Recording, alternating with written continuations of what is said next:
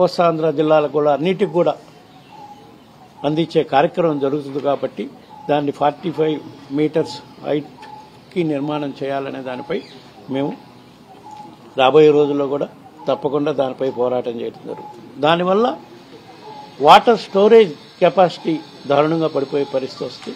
దానివల్ల ఉత్తరాంధ్ర ప్రాంతానికి కూడా నీళ్లు ఇచ్చే పరిస్థితి ఉండదు.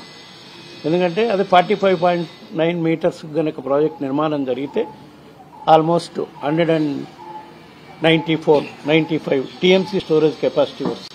అదే 41 మీటర్స్కి తగ్గించడం వల్ల కేవలం 114 టీఎంసీ సామర్థ్యమే ఉంటుంది. కాబట్టి నీటి లభ్యత పూర్తిగా తగ్గిపోయి ప్రాజెక్టు యొక్క మొత్తం ప్రయోజనాలకే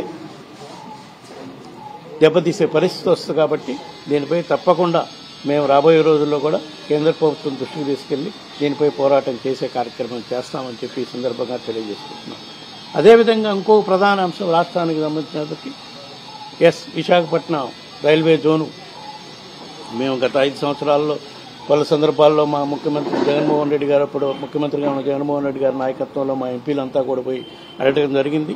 సరే, వివిధ కారణాల వల్ల అది అప్పుడు చేయలేకపోయారు. ఇప్పుడు రైల్వే జోను శాంక్షన్ చేయటమే కాక పనులు ప్రారంభించే కార్యక్రమం కూడా చేశారు. కానీ దాంట్లో రాష్ట్రానికి ఇంకొక అన్యాయం జరుగుతుంది. విశాఖపట్నంలో రాబోయే రైల్వే జోన్లో వాల్తేరు డివిజన్ని పూర్తిగా దాంట్లో ఉండేటట్టుగా కూడా చేయాలని, ఎందుకంటే ఇప్పుడు దాన్ని మళ్ళీ వాల్తేరు డివిజన్ స్ప్లిట్ చేసే కార్యక్రమం జరుగుతుంది. కాబట్టి స్ప్లిట్ చేసి జీవో ఇచ్చే కార్యక్రమం చేశారు. కాబట్టి దాన్ని కూడా అడ్డుకోవాల్సిన పరిస్థితి ఉంది. దానిపై కూడా మేము ఉభయ సభల్లో దీనిపై చర్చించే కార్యక్రమం రాబోయే రోజుల్లో చేస్తామని చెప్పి ఈ సందర్భంగా తెలియజేస్తున్నాం. ఇంకో ప్రధాన అంశం రాష్ట్రానికి సంబంధించినంత వరకు స్టీల్ ప్లాంట్ పునరీకరణ చేయడం కోసం, పురోగతిని మళ్ళా సాధించడం కోసం స్టీల్ ప్లాంట్లో కేంద్ర ప్రభుత్వం 11,000 కోట్ల రూపాయలు నిధులు ఇవ్వటం వరకు బాగానే ఉంది, మంచి పరిణామమే. కానీ ఈ రోజు కూడా స్టీల్ ప్లాంట్ ఎంప్లాయీస్కి గత 4-5 నెలల నుంచి పూర్తి స్థాయిలో జీతాలు మాత్రం ఇచ్చే పరిస్థితి లేదు.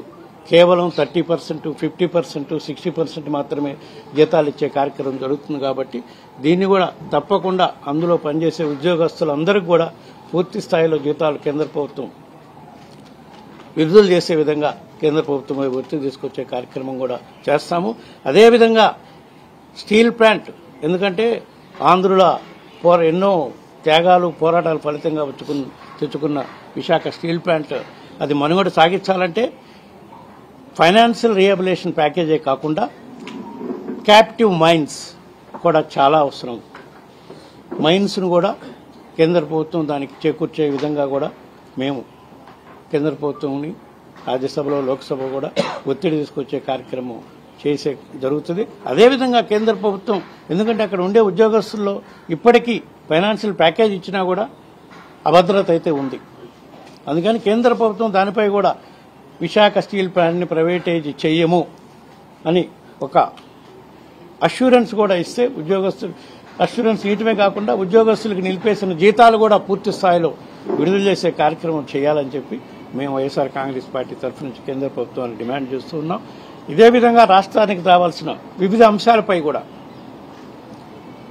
2 చట్టసభల్లో కూడా మేము పార్లమెంట్ సభ్యులందరము కేంద్ర ప్రభుత్వంపై ఒత్తిడి తీసుకొచ్చే కార్యక్రమం చేస్తుంటే తెలుగుదేశం పార్లమెంటు సభ్యులు 2 సభల్లో కూడా ఊరక వైఎస్ఆర్ కాంగ్రెస్ పార్టీ పార్లమెంటు సభ్యులపై, మా నాయకులపై, మా నాయకుడు జగన్మోహన్ రెడ్డి గారిపై నిందలేసే కార్యక్రమం చేస్తున్నారు. నిన్న కూడా ప్రెస్ మీట్ పెట్టి మా పార్లమెంటు సభ్యులపై నిందలేసే కార్యక్రమం చేస్తున్నారు. ఇవన్నీ పక్కన పెట్టి ముందు రాష్ట్రానికి రావాల్సిన నిధుల పట్ల, రాష్ట్రానికి సంబంధించిన ప్రాజెక్టుల పట్ల శ్రద్ధ చూపించి పోరాటం చేస్తే మేము కూడా వాళ్ళకి సహకరిస్తాం. రాష్ట్రాన్ని అభివృద్ధి చేసుకోవడానికి మా వంతు కూడా మేము పోరాటం చేసే కార్యక్రమం చేస్తామని చెప్పి ఈ సందర్భంగా తెలియజేసుకుంటూ ఉన్నాం.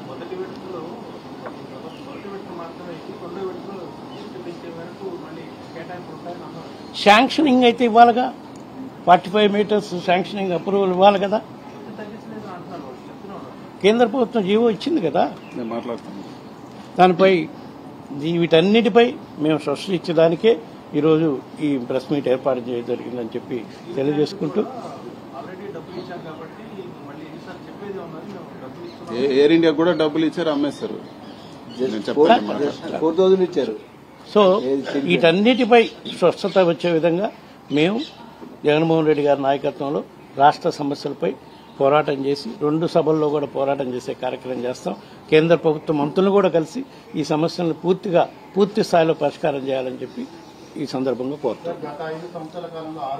మాట్లాడేది అయిపోయినాక మా మిగతా సభ్యులు కూడా మాట్లాడతారు. అదేవిధంగా ఇంకో ప్రధాన అంశం కూడా రాష్ట్రంలో ఎంతో మంది రైతులు గిట్టుబాటు ధరలు లేక ఈరోజు రాష్ట్రంలో పరిస్థితి చాలా దారుణంగా ఉంది. మరీ ముఖ్యంగా మిర్చి రైతులకి గిట్టుబాటు ధర లేక కర్నూలు జిల్లా, గుంటూరు జిల్లా రైతులు గిట్టుబాటు ధర లేక కొనేవాళ్ళు లేక, అదే మా ప్రభుత్వం ఉన్నప్పుడు జగన్మోహన్ రెడ్డి గారి నాయకత్వం వైఎస్ఆర్ కాంగ్రెస్ పార్టీ అధికారంలో ఉన్నప్పుడు ఇంటర్వెన్షన్ అయ్యి గవర్నమెంట్ ఏదైతే ఎంఎస్పీకి తగ్గకుండా పర్చేజ్ చేసే పరిస్థితి ఉండేది. ఈరోజు ఆ పరిస్థితి లేదు రాష్ట్రంలో. శనగ రైతులు ఇబ్బంది పడుతున్నారు. మిర్చి రైతులు అయితే చాలా దారుణమైన పరిస్థితిలో ఉన్నారు గుంటూరు జిల్లా, కర్నూలు జిల్లాలో. ఈ రైతుల సమస్యలపై కూడా తప్పకుండా కేంద్ర ప్రభుత్వంతో కూడా మాట్లాడి వాళ్ళు గిట్టుబాటు ధర వచ్చే విధంగా మా వంతు కృషి చేస్తామని చెప్పి ఈ సందర్భంగా తెలియజేస్తాం.